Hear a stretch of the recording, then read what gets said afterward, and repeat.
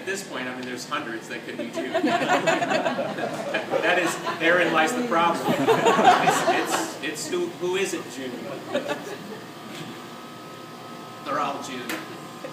Thank you. Thank you. You want to ask your question, Mr. Smith? Yeah, mine's for Jeff, Nicole, and Mike.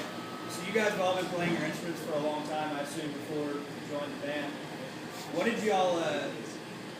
did y'all change, if anything, about your setups, your amps, your guitars, your pedals, all that sort of stuff? And are y'all, I assume, will bring new sounds and things like that in the future? Y'all maybe Jeff or Tweaking guitars? constantly.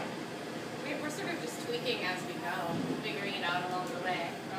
I just switched over to Reverend basses, which I'm really excited about. I've been playing Fender forever, but Lily and I have just been like searching for my sound. Like I wanted to create sort of like my own thing within this band, and I think I'm like finally getting to that point. So really excited. It's a very new thing. I think very similar. It's always kind of changing.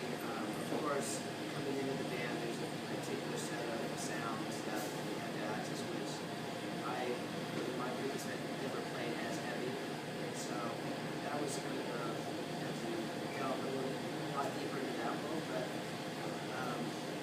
yeah, I mean, we're constantly always tweaking and changing it to ever evolving quest on good sound. I'm surprised how hard it is after all these years of band manufacturing, guitar manufacturing films. It's hard to find stuff that sounds good. In every band. Yeah. You know, especially for live, it's always a compromise. You can never have one amp or one is going to do every single sound that you want it to. No, I pretty much just been growing the kid, you know. It's like, I mean, before I joined up, it was like, you know, I kind of was raised on the whole like having a lot of toms, a lot of gear under rig is kind of a sin because, you know, everybody was like, oh cool, like, you know, like 50 octagons over there, that must be great for the 10-minute drum solo. You know, it's amazing how different it is when you play in bigger places and the stuff that connects isn't the stuff that happens. So like going to certain more per concept of like big melodic fills and stuff which requires more. Also, I think the shock of like going from being struggling indie musician to like, oh wait, now I'm a professional musician. Like, I can't get away with like the Google 410 that has cat hair all over it. I rolled into my first rehearsal with. I was like, yeah, it's not gonna cut it. Yeah, she comes in with this little amp. It's like, I don't know. Jason, do you want to ask the final question? Yeah, absolutely. So I'll preface this saying that Jennifer Ever, emotional, poignant song for me. I flew in from New York.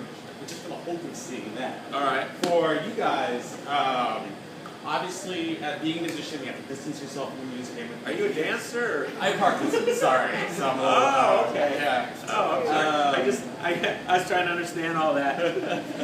But essentially, with being able to, with time and distance, and also with the reissues and going through the archives, are there things that you're discovering and are emotionally pointed to you and kind of bringing you back to yourself? And that's for you and the rest of the band. What songs do you find most poignant, either to play live or that you've done and created, really kind of touch you?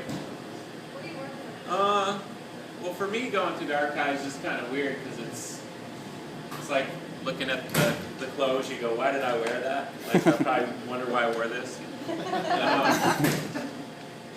It's just a lot of that. It's a lot of like, who was I? What was I thinking?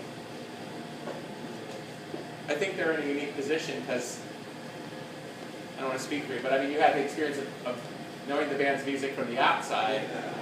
Well, it's interesting for me because I started this, I mean, I was already, I was like 17 when the band, and I got like the sub-pop scene, so I followed the band kind of from the beginning.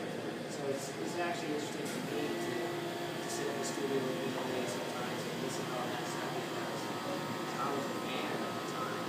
For me, I was it allowed me to kind of get like a bigger picture. Got to speed and at the time. Pretty cool. It's not like Jennifer Ever to me. I like playing this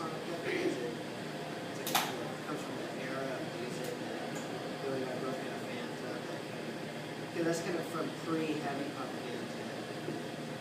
We both like a lot of that kind of late, like probably early 80s, post-punk. It's that stuff's aging a little bit better than I thought it would. Yeah. Because even at the time, I was kind of like, eh. It's a lot of fun to play that stuff. Got time for one more. Yeah. So kudos on the wrestling thing. Oh, thank you. I wonder if you collaborate on the potential double album thing, Right.